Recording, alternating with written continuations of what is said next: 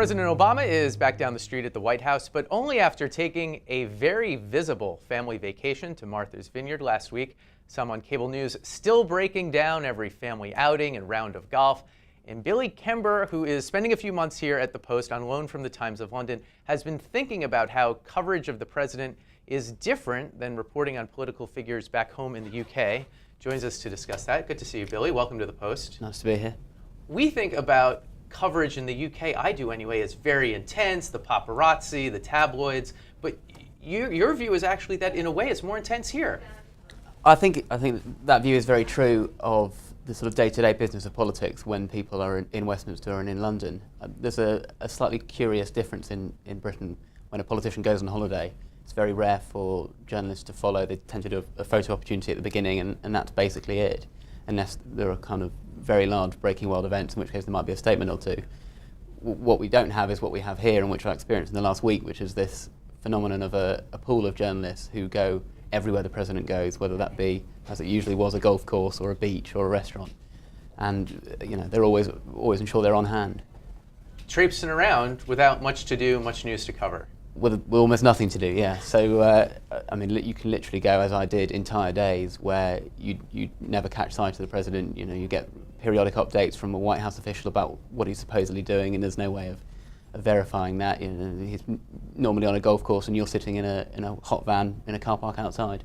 So what do you make of this, and what, I guess, is wrong with it? What would you do different as a news editor or correspondent? Well, I was thinking about this. There's obviously value and a need for journalists to be nearby, and I suppose it depends on what the idea of the pool is. If it's to be there for when news develops, so we had the violence in Egypt last week, which prompted the president to give a statement. There's obviously a need for a journalist to be nearby. I would say there's not a need for them to be sitting in a van outside the golf course. We had a few hours warning of that statement. We had a kind of heads up the night before, and then a few hours warning of exactly where it was going to be and when.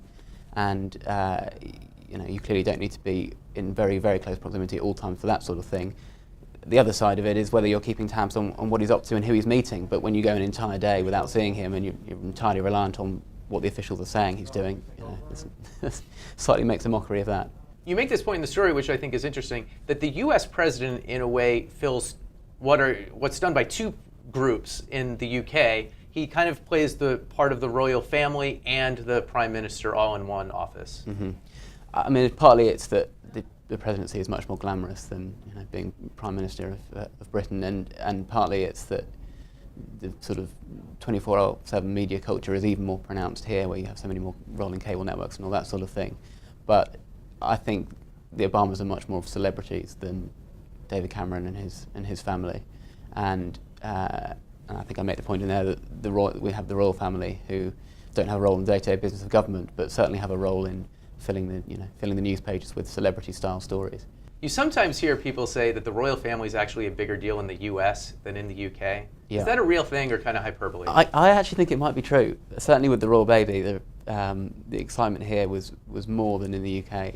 I think we were slightly burnt out. We'd had the wedding and then the Queen's Jubilee, Diamond Jubilee last summer. So that combination meant we were slightly ready for a bit of a break from royal stories. Whereas over here, the excitement was amazing, and those photographs of 500-600 journalists waiting outside the maternity ward in Paddington in West London were quite something. Billy, good to have you here. It's good fun. Thanks.